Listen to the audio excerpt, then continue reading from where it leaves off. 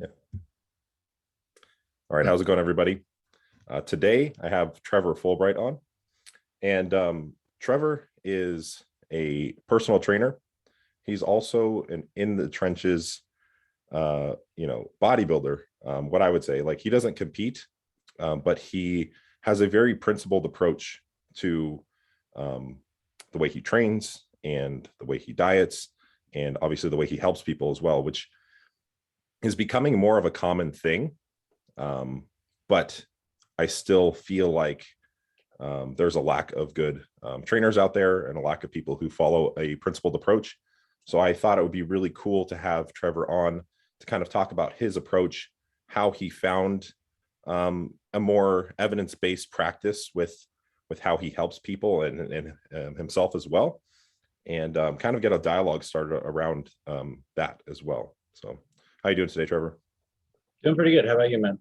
Doing good. So yeah, I was asking you before, your main occupation is personal training, correct? Yeah. Cool. And like, how did you find maybe fitness and bodybuilding style training? How did you get into personal training? So I got into personal training. I'm also a massage therapist. Oh, okay. And I felt like in the massage therapy world, you have a lot of this thing where, people are saying like, oh, I'm going to help you with your back, your neck, I'm going to help get you out of pain and all that stuff. And a lot of it just comes from, people, they are inactive. They don't have any good movement they're doing. And so I found that I didn't want to be one of those massage therapists that, the same person was coming every single week, trying to get better, not getting anywhere. And it's like, I feel like I would be stealing from them. So Okay. I started to study a little bit more in-depth kinesiology than some of the things I did in massage therapy school.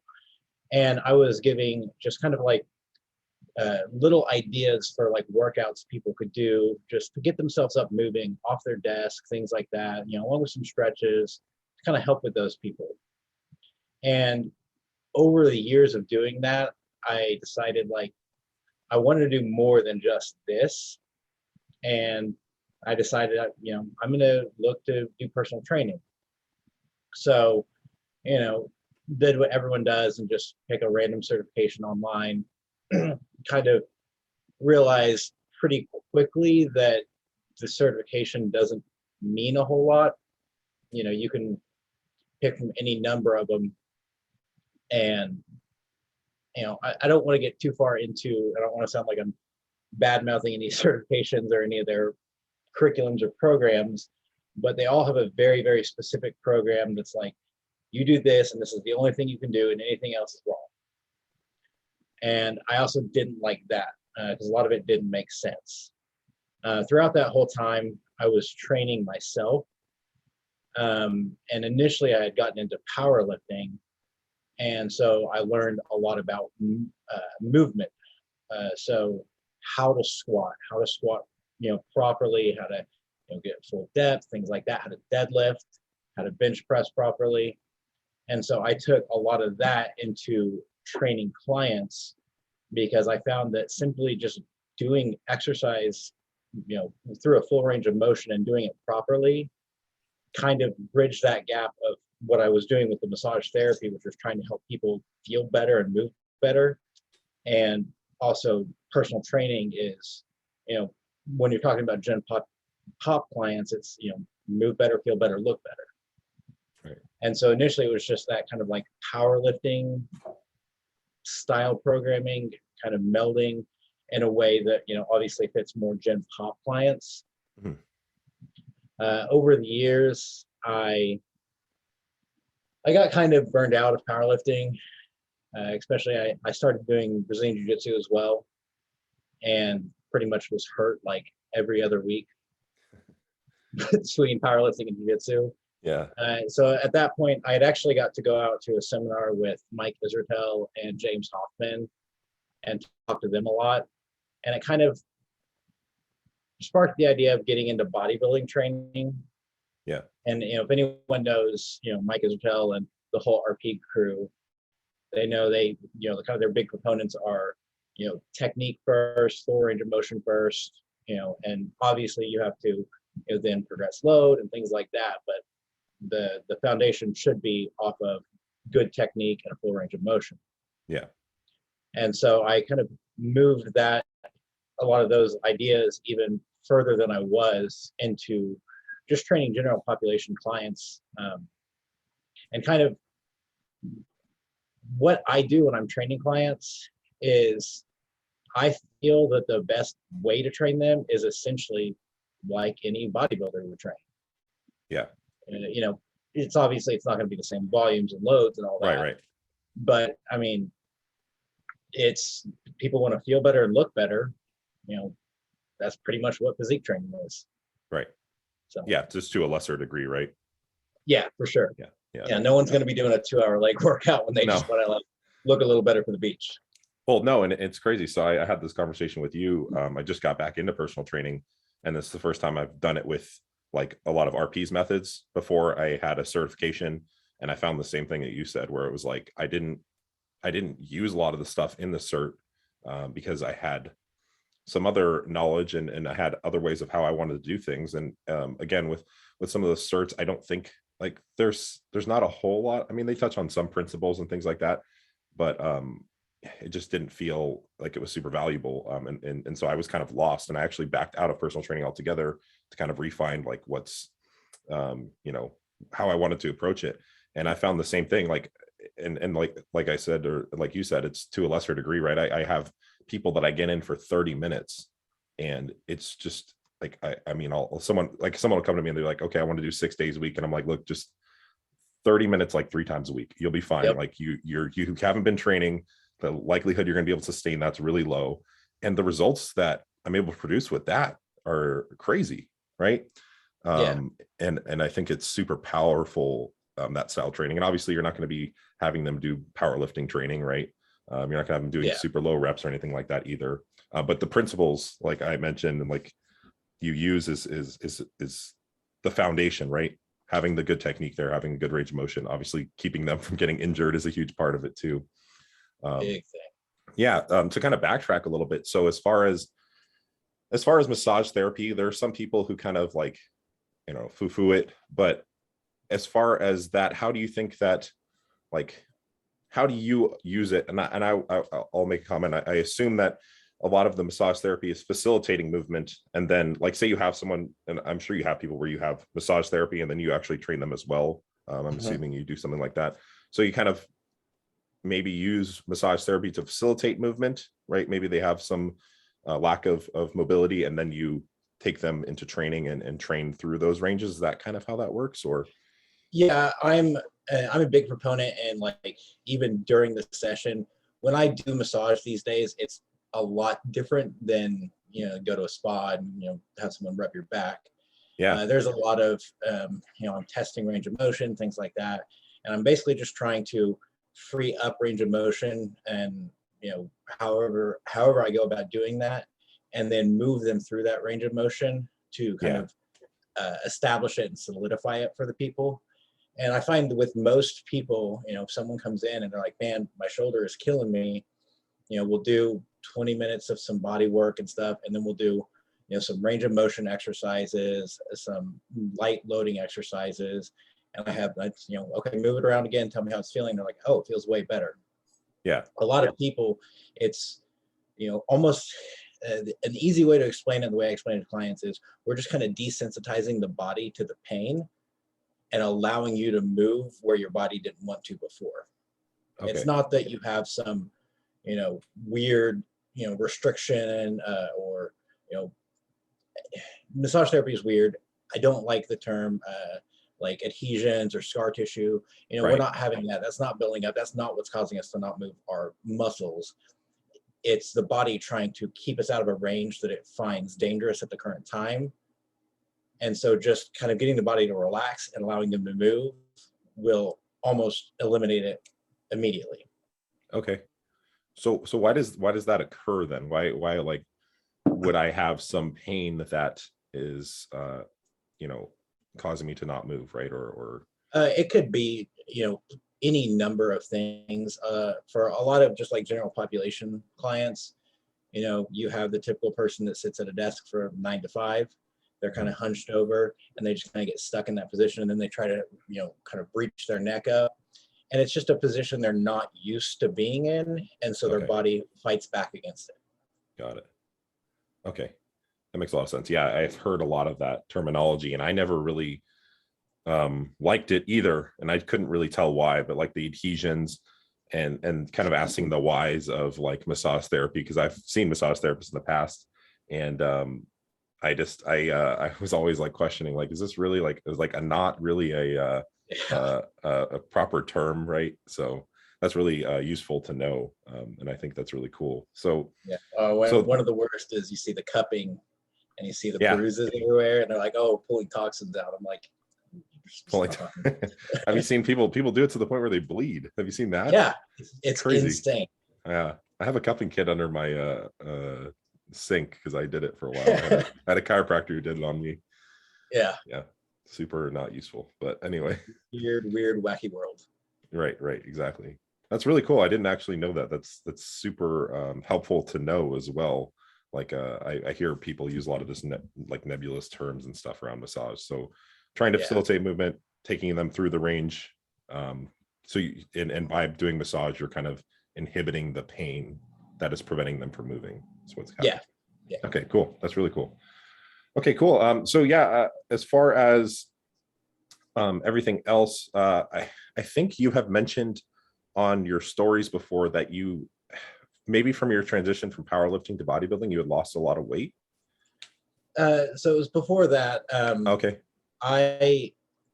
It's 10 years now, this year, but at my heaviest, I was 350 pounds. Oh, wow. I didn't know that. Yeah, I was a big boy. Yeah. And from my heaviest to my lightest, I went from 350 to 175, so 175 pounds. Wow. And it was later on when I got into powerlifting. I definitely didn't do that initial weight loss in the way I would ever suggest somebody do it now. Yeah. When I eventually got into powerlifting a little bit later, it was largely because I needed something as a focus. Okay. That wasn't just lose more weight. Right. Definitely. So how, and obviously not recommending this, how did you initially lose the weight? And if people have heard this or not before, the success rate of weight loss over a 3-year period is like 5% or something like that. Yeah. So what made you a part of that 5%? So there's a whole story behind why I initially lost some weight. The shortened version of it is I was with a girl for a long period of time. Yeah. And we had a very, very nasty breakup. Okay. And so I had friends tell me, like, hey, you need to get in the gym. You know, it'll give you something to kind of keep your mind busy. You lose some weight. She'll see you. She'll be like, oh my God, what'd I do? So that's what I did. I started, just working out with a buddy a little bit. A lot of it was just walking. I started doing Muay Thai kickboxing a couple times a week with him. Yeah. And sort of changed my diet, which I can get into in a second. Mm-hmm. And I did that, and I lost, like, in the first year, probably about 100 pounds. Wow. And then just the cherry on top of that whole story is the guy she left me for, she got married to, and they invited me to the wedding. So I got to go to the wedding after losing like 100 some odd pounds.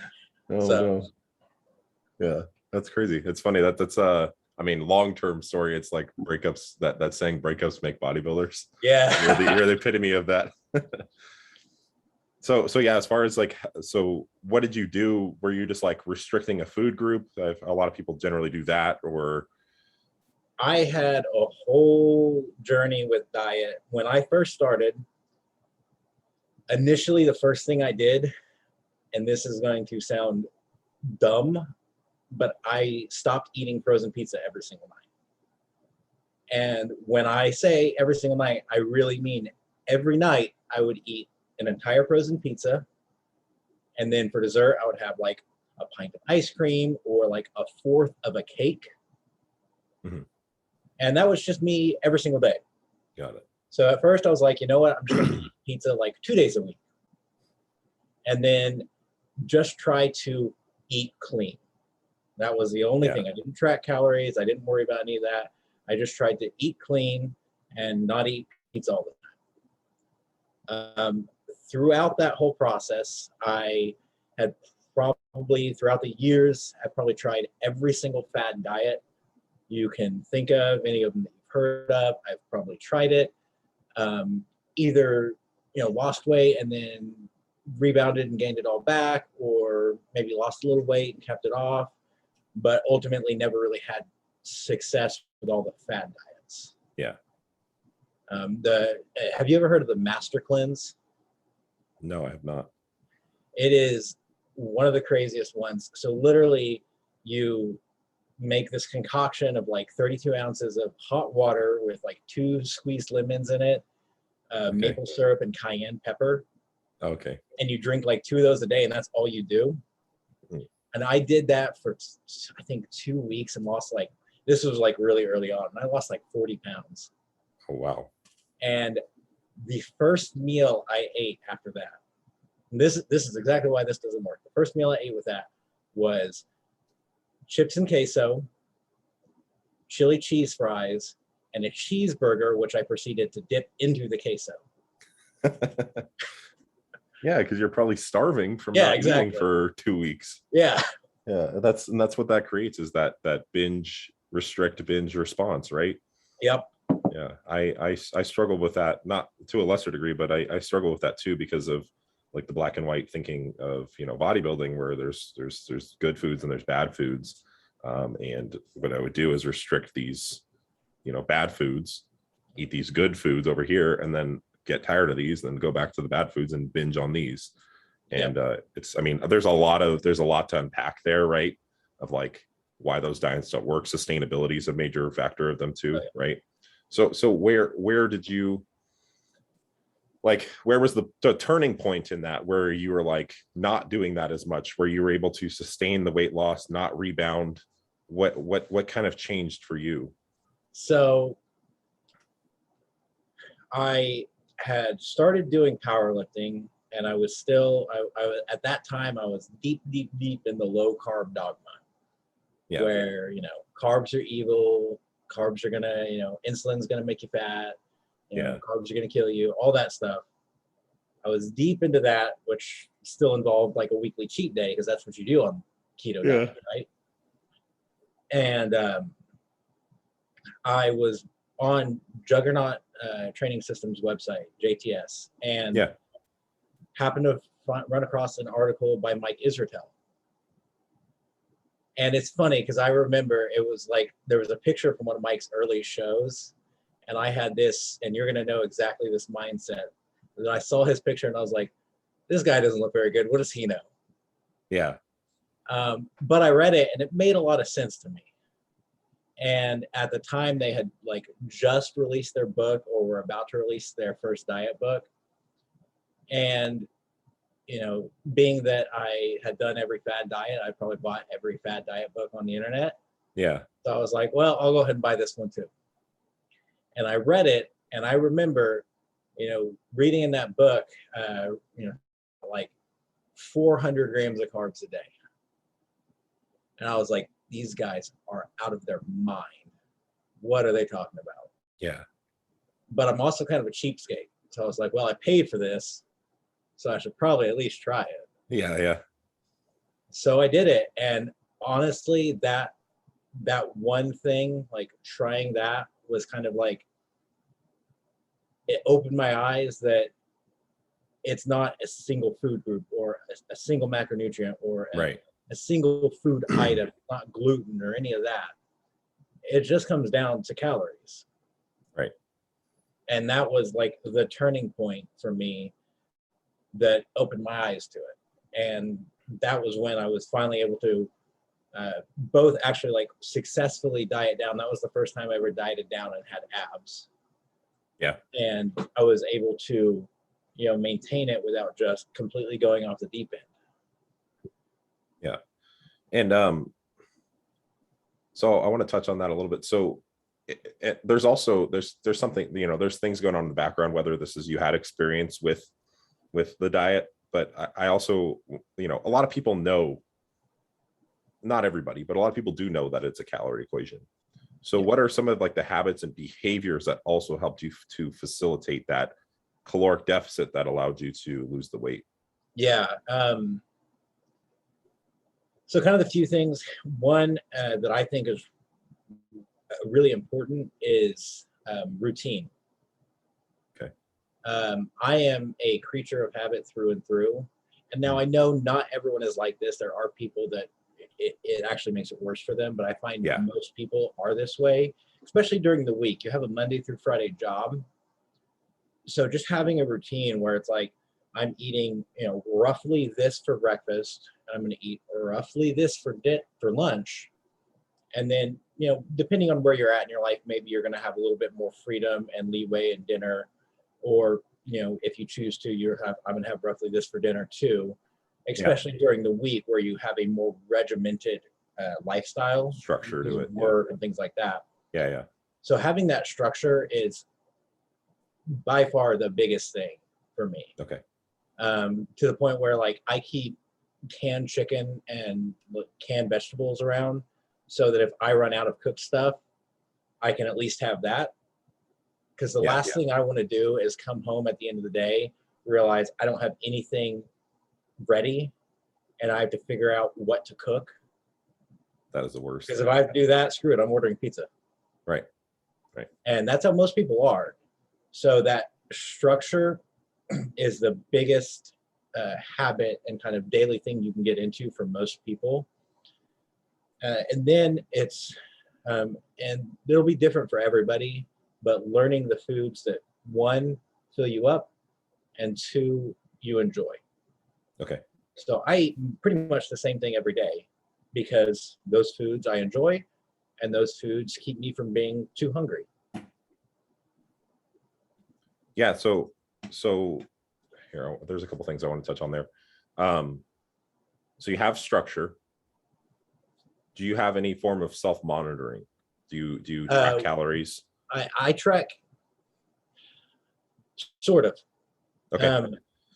I actually only track every, I don't know, handful of weeks nowadays. Yeah. But I did for a long time. And I tell all my clients, like, if you're not tracking calories, track for at least 2 weeks. Right. And because then you can at least see where you're at, see what's going on. Because if you don't know, how can you change anything? Yeah. So that's always how I explain it to my clients. I track for, I think at one point I had like a 1,500-day streak on MyFitnessPal. Oh, wow. And eventually I was just like, why do I keep doing this? I'm eating the same thing every day. Right. So now if I change something, maybe I'll plug things in to get an idea. But that's just an experience thing that's come over time. Yeah. Also is daily weight monitoring and weekly weight averages. Yeah. For me, it's like, that's how I know if I need to, you know, maybe pull back on calories a little bit, you know, no matter what phase I'm in. Even if I've changed things, I'm not really tracking closely. It's like, you know, if I see my weight is trending up for a couple of weeks and I don't want it to, well, I know, like, yeah, I've been a little bit loose with things, so let's kind of, you know, pull the reins in a little bit, and boom, it fixes that issue. Yeah. So that's something that I'm becoming a big advocate of, and I'm hearing a lot of people have had success with, is at least if you don't initially tracking, because that will teach you a lot about your eating habits. Yeah. You know, how much you actually need to take in, how much protein you're taking in, a lot of things that would help you to be successful long term. And that's not necessarily like the long-term strategy, but that's like the initial, like, hey, look, you need to kind of learn how many calories you're actually taking in, because a lot of people underreport their caloric intake. They overreport their protein intake a lot of the time too. So getting them initially to at least understand what they're eating, maybe change those habits. You also mentioned you generally keep the diet pretty consistent. You don't change a lot of things for the most part. You find some foods you like and you kind of stick to those. Is that kind of how you do that? Yeah, for the most part. You know, kind of like I said, on the weekends, I might have a little bit more variability. Yeah. But during the week, it's more or less the same, like 4 meals. Yeah. And you Maybe may I'll rotate swap. a Yeah, protein source or a carb source or you know, something. occasionally I'll swap a couple things out. I'll swap a vegetable. I'll Yeah, swap a protein for roughly this, you know, a similar same. calorie and macro protein, Yeah, yeah. but the main structure of it is more or less the same. Right, right. So when you understand, hey, look, it doesn't matter if I eat this protein source or this protein source, as long as I get my protein, like to some extent, like obviously you want to have a nutritious diet, and I'm definitely a big Yeah. advocate of that. But, you know, it's not going to make a difference on your weight loss goal is that you switch, pasta for a whole grain bread, right? In the equivalent amount of carbohydrates, right? And Yeah. you're still maintaining that calorie deficit, right? Eating less than you expend per day. So you mentioned that. So we have you have some form of self-monitoring. Weight averages is huge. And I think one of the things I try to facilitate and teach is like, hey, eventually some people, maybe it's not the best thing for them. Like the daily weight or even like every other day weight may stress them out. And there's strategies to approach that, but more so just getting them to look at like the average and say, hey, look, like I've had people like, I'm not losing weight. And I'm like, hey, just look at I built out a spreadsheet and it basically says weight difference per week, and it'll, generate each. And like, just look at your weight difference. It's, it'll be negative. But you look at the daily fluctuations and people get stressed out.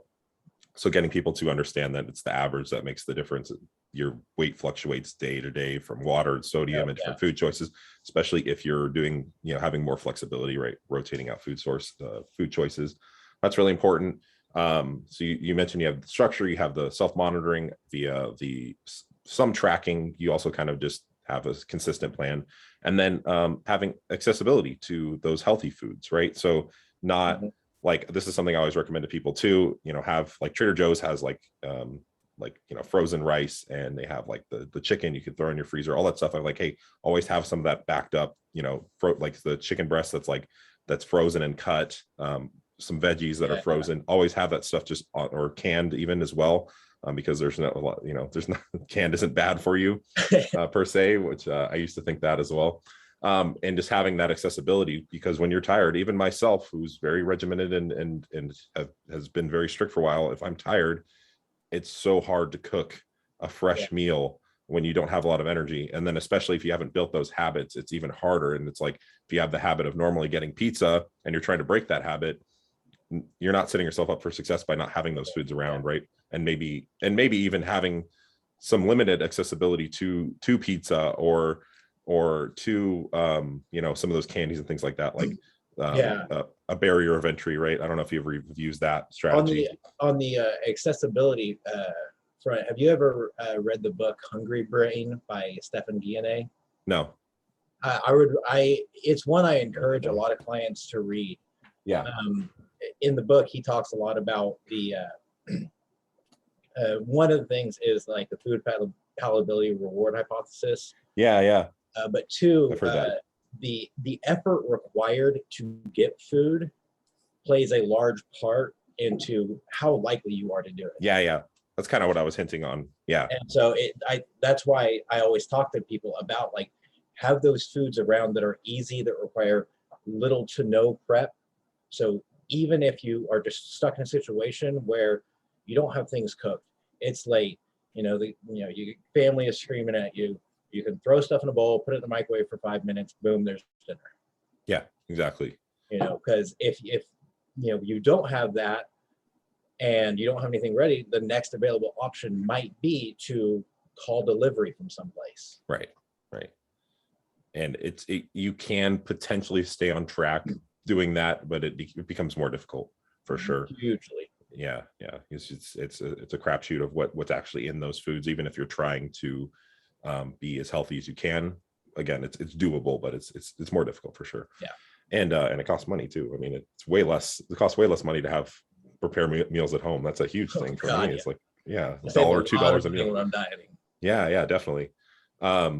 And okay, so and some of those barriers of entry. So like, I've heard of this too, and keeping things that you want limited access to in higher cupboards. Like I heard one Lane Norton said the other day where he was talking about having people, so if they snacked at nighttime, having them lock their door to their bedroom Yeah, from the I've heard inside, that. even Yeah. from the inside, just having to consciously unlock your door to go into the kitchen was sometimes a deterrent for people to eat, which is crazy. Yep. And that could be deleting DoorDash off your phone as well, and getting some of those foods that are, or triggers are out of the house as well. But yeah, that's really important. And then let's see, was there anything else that I wanted to touch on there? Oh, and then as far as so knowing those foods that are more satiating, right? And less satiating, right? And using that to your advantage. And then food palatability. Can you touch on that a little bit? Yeah. So I'm a big fan of like looking at that satiety index. Yeah. And my like main carb source, like probably 70% of my carbs are potatoes. Potatoes, yeah, I knew it. Because I mean, if you've never tried to eat 1,000 grams of boiled potato, yeah, I have a big appetite, and that is difficult. Yeah. You are just like halfway through, and you're like, I could just never eat another bite of this again, and I'd be happy. Yeah. So, learning those foods that satiate you is huge because, the amount of calories in 1,000 grams of potatoes is, I actually think, something like 600, 650. Yeah. Not a lot for the volume of food. For how much you're eating, it's not a lot. That's and just the fiber and yeah. So it's huge difference there. So you can make it feel like you're eating a ton. Yeah. And the calorie amount is not very high. Yeah. And like the food palatability reward hypothesis, I find that there is kind of, most people fall within a spectrum on where they're going to be effective with that. Okay. You get the guys that are like hardcore bodybuilders. You get Mike, who's eating, broccoli and oatmeal mixed together. Yeah. And then you get the people who, like, if you try to tell them to eat, something that plain, they're just gonna be like, nope, I'm not dieting. This is not for me. I don't care anymore. Right. Yeah, definitely. So you have to find kind of where that is for you as an individual, but it's super, super helpful. Because especially if you've ever been on that tail end of a diet, that you are hungry. And even stuff that you may not generally like that much tastes pretty dang good. Yeah, I've eaten some weird stuff in the deep end of the diet. Any of us that have diet have experienced that, like that first pizza after a diet or that first deal of ice cream, whatever. Yeah. And you're just like, God, this is better than sex. Yeah. But of course, if you then eat it for a couple of weeks, you're like, yeah, it's like, whatever. So just kind of learning that, where it's like, this is good enough that I enjoy it and I still want to eat this meal, but it's not so good that I'm going to finish this meal and go in the cupboard and try to find what else, or make this again. Right. That's going to put me over. Yeah. And I think a big thing there too is considering the trade-offs, right? If you're going to have something that is more calorically dense and less satiating, is that really the trade-off? Like, are you going to spend, like, if you look at your calories as a budget, are you going to spend a large chunk of your budget in order to have like something taste good, but then not feel satiated, right? Yeah. And I think considering that trade-off, is it worth it? Like for me, it's not. I will eat both. Exactly. I have and it's not as bad as it used to be. Yeah. When I first started, I got in kind of when that whole IIFYM thing was really starting to kind of leak into the online fitness world. And, the whole, you had bodybuilders who were like, I prep eating ice cream and Pop-Tarts every day. And it's like, that's cool. That was stupid. Right. It's like, okay, you're cool. You spent 800 calories every day and you spent the whole rest of your day wanting to eat your arm. Right. And there's kind of another book or author, at least, I recommend people check out, is Gretchen Rubin. And she talks about the idea that people are moderators or abstainers. Okay, I've heard that before. People that can, if you say, hey, you can have this, but just have a little bit of it, they're going to be like, oh, that makes sense. I get it. And so it's going to come, the end of the night. They have a little extra calories. Maybe they're going to have some Greek yogurt. Maybe they put, crumble some Oreos on it. They're moderating that intake of that hyper palatable food. Yeah, and they can do It's it. enough that they're not going to want to eat, the whole cupboard. They're not going to want to eat the whole packet of Oreos. And then you have the abstainers. And the abstainers is where I pull in. And, I'm the person that if we're eating pizza, you give me a slice of pizza and you're like, all right, that's all you're allowed to have. I'm going to tell you, you better run away from me because I'm about to punch you if you don't give me the rest of that pizza. Yeah, exactly. I don't want to just have a little bit. I do better just saying, you know what, that doesn't fit within my goals right now, so I'm going to not have that. Yeah, exactly. Because and I think it'll just make me hungrier. It'll irritate me. I'll be stressed out. That's my personal. Right. No, actually, maybe I haven't heard that, or I don't remember it very well, but that's really interesting because I look at my food behavior and I'm definitely an abstainer as well. Whereas like I can't, a macros approach where I fit in foods that are, maybe not satiating and maybe super palatable, it doesn't work for me, and it creates a binge response, and identifying that is really important. So Luca, sorry, my dogs are freaking out. It's fine. We had to put our dog up so he didn't bark. I know my girlfriend's not home right now, so I don't have someone to keep them from freaking out. So that's really important to be able to identify that, and know if you can handle some volume, and it could be certain foods too, I think, right? It's like some foods create that response for you, whereas other foods you can have, like, I think I remember the last diet, I just had a piece of chocolate just so I could say, hey, I can have a piece of chocolate, because before I'd never really had that flexibility and never allowed myself, especially deep into a diet, especially with a large caloric budget, because I am a larger individual, is being able to say, hey, look, you can have this and it's not going to affect your progress. That was just something I was like psychologically just practicing, so I can say, hey, look, this food is not inherently bad. You can have moderation. But I think that's really cool. I think understanding that, and one thing that I want to point out there is that this is a very individual, yes, it's calorie deficit, but at the end of the day, it's a lot more complicated than that, because you're dealing with individual psychology and individual hormones and just all these different things. It's a lot more complicated. Like when I first got into helping others, I was like, oh, I just give them this meal plan that puts them in a deficit, it's going to work. And it is not that simple at all. And it's been a lot of learning on my end as well. Yeah. It's a huge thing especially when you're working with other people, because you have to have this constant communication. You have to definitely figure out where they are, and then you have to meet them there. Because they're coming to you for your knowledge and your expertise, and then to say, okay, well, that's great, but now you have to meet me, generally won't work for most people. Got it.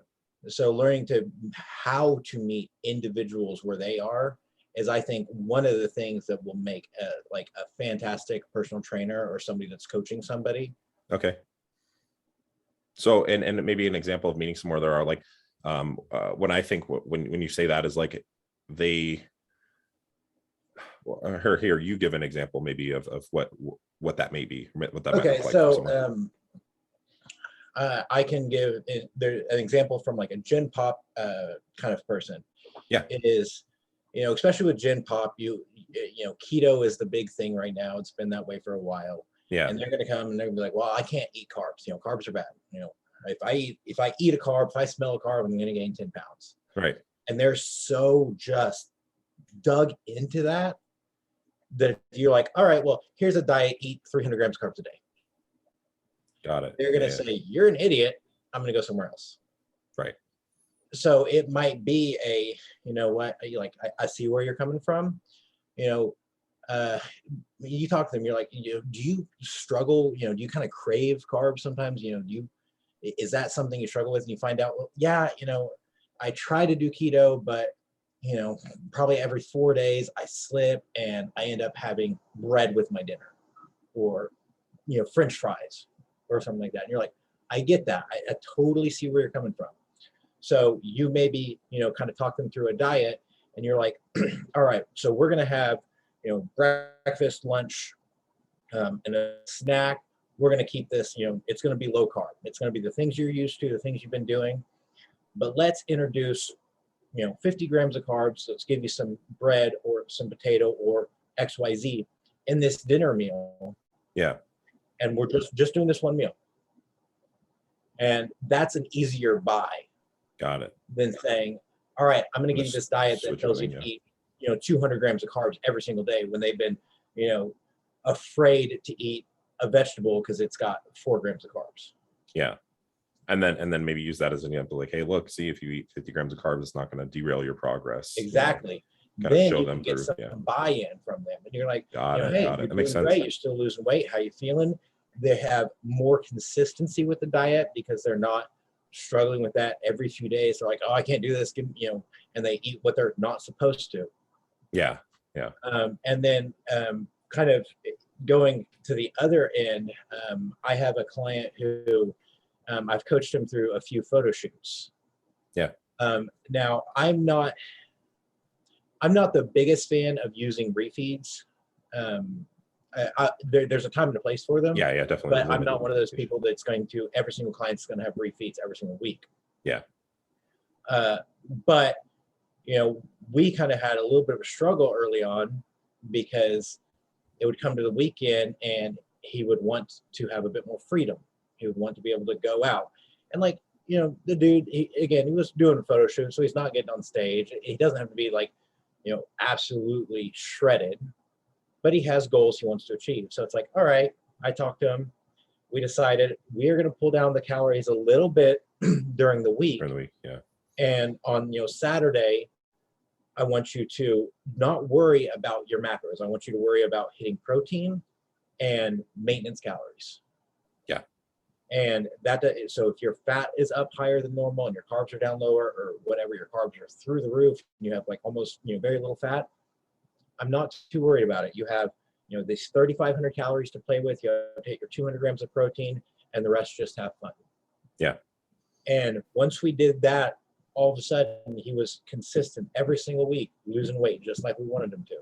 Yeah. And he got to his goal. He did a photo shoot, looked great, felt great. And he didn't have any more struggle once we figured that out. Yeah. For him, it was just that one piece that was missing exactly. So it's just finding that, where people are, what are they needing? What are they struggling with? And figuring out how to, instead of saying, well, put your big boy pants on and deal with it. Yeah. How to work through it with them. Right. Definitely.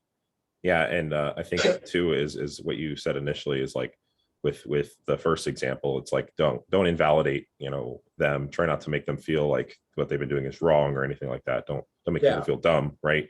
Just say, hey, look, maybe we should try this thing that's a little bit different and kind of ease them into that process instead of completely shifting everything all at once. That's something that I've kind of changed over time, is starting to look at okay, how do we walk someone into this process? Because, when I'm working with a bodybuilder, it's yeah, sure, they can handle a meal plan. They can maybe handle macros a little bit. Right.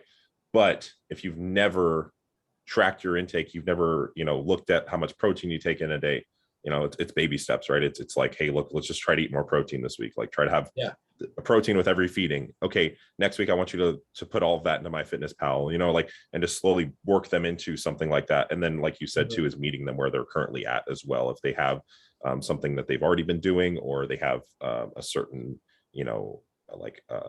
activity that they'd like to enjoy, or something planning around that and structuring around that too.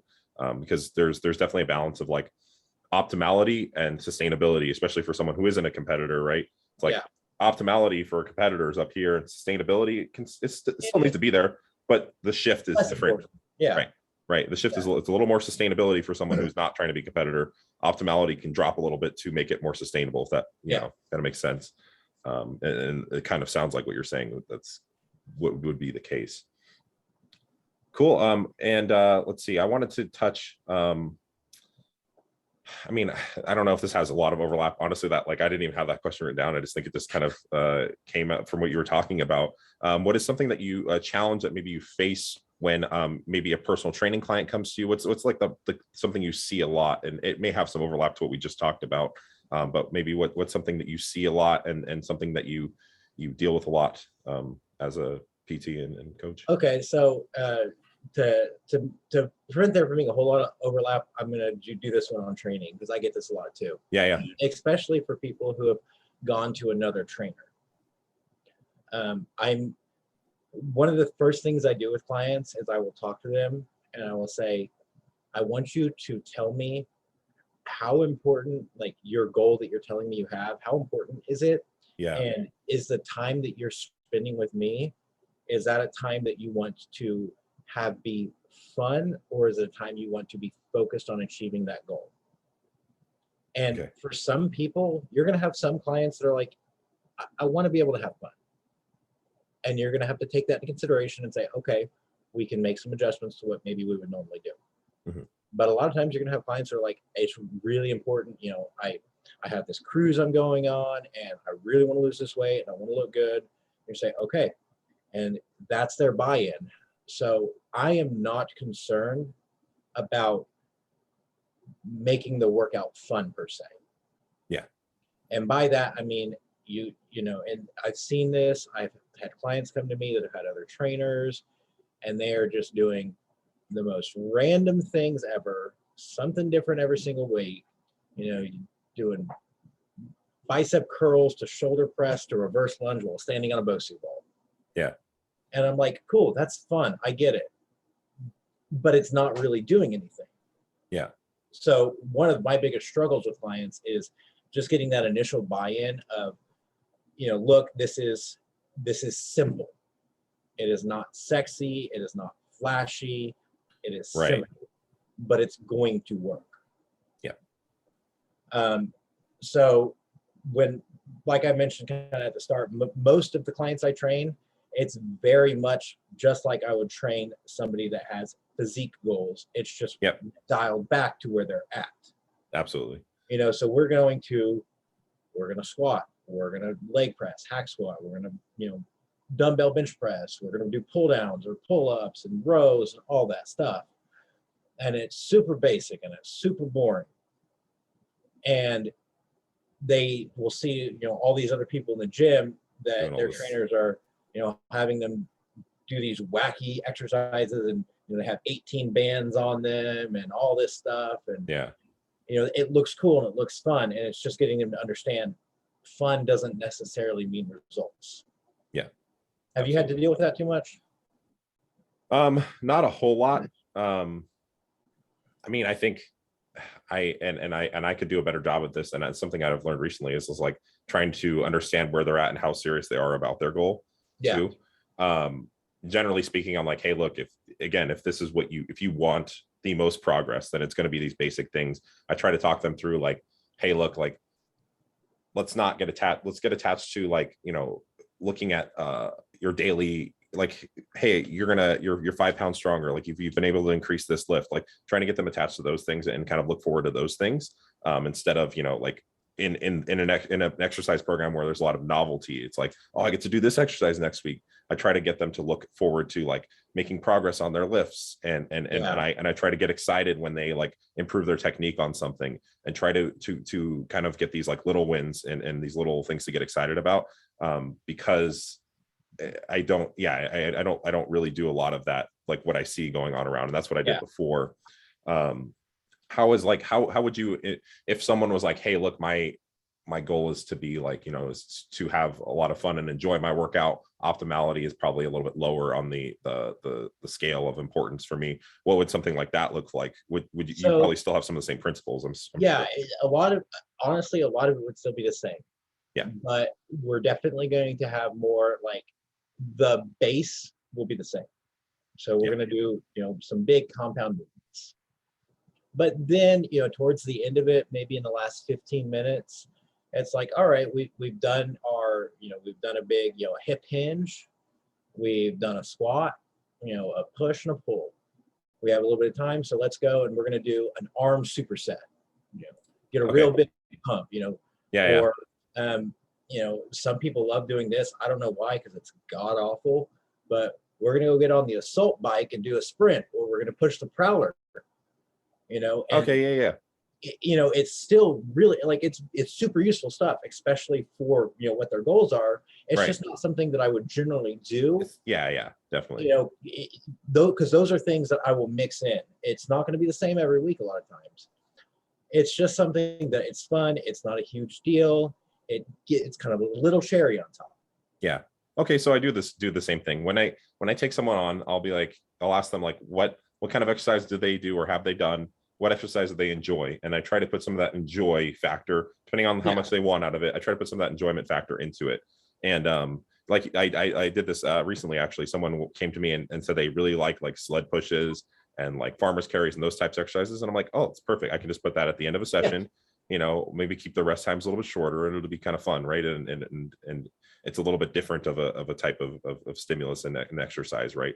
Yeah. So I do apply that actually, and I'll do my stuff. I'm like a little bit of give and take. I'm like, hey, this is the basic stuff. Get this out of the way, and then some of their stuff as well. Yeah. Kind of something to look forward to. Okay, yeah, that's really cool. I think that's really important. I mean, I think again, when we're talking about sustainability, can you sustain your diet? Can you sustain the training? Do you enjoy the training? Right? Yeah. That's a really, really big part of it too.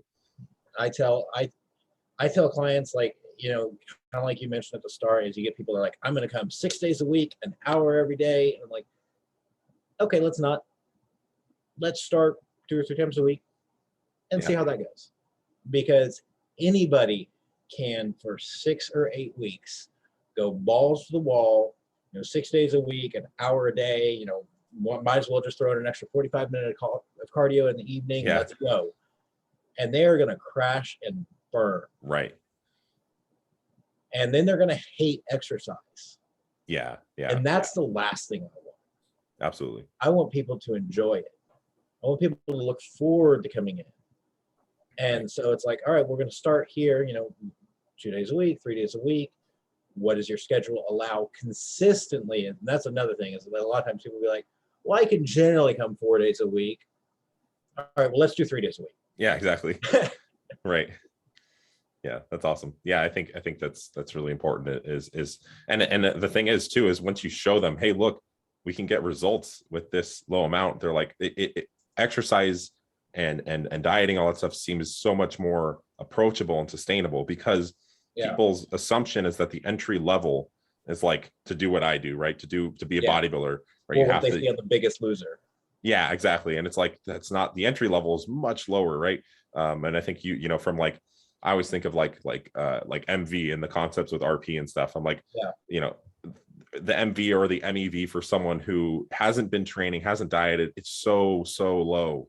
And to be able to get someone, it's like, look, you just have to be able to get in here 2 days a week for 30 minutes. That's just, that's such a little, it's a little bit less watching TV, like for 30, that's one episode of TV, right? It's like, it's nothing, right? So trying to get people to understand that, it's like what I do, and I've definitely tried to pay attention to this, like what I do is not what everybody else should do. And then I 5, maybe 6 years ago, I didn't really understand that as well, but I do now. And it's like, nobody, you have to look at people not from what you're, especially for someone who's getting into coaching or stuff. Don't look at people at like they need to be doing what you do. Again, like what you said, like meeting them where they're at, right? Understanding their needs, their wants and stuff like that, right? Not if a lot of trainers, when they get into it, they copy and paste what they're doing to them. I lost weight doing keto. I gained muscle doing this strict meal plan. This is what I'm going to give to everybody, right? Oh yeah, that's exact. I mean, I see that over and over and over again in my gym, the other trainers doing that. And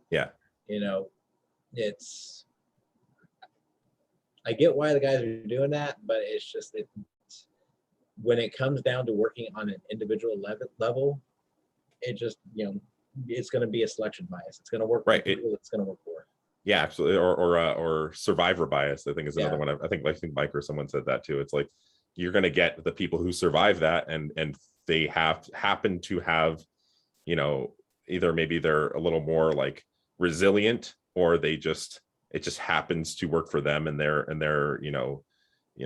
them as a person, but it's going to be very few. And then you're going to have a lot of fall off from there, right? Yeah. A lot of people that just drop out. All right. Well, I'll get you out of here in a sec. One more thing. I actually just had Steve Hall on, and he did the weighted vest experiment. I've Yep.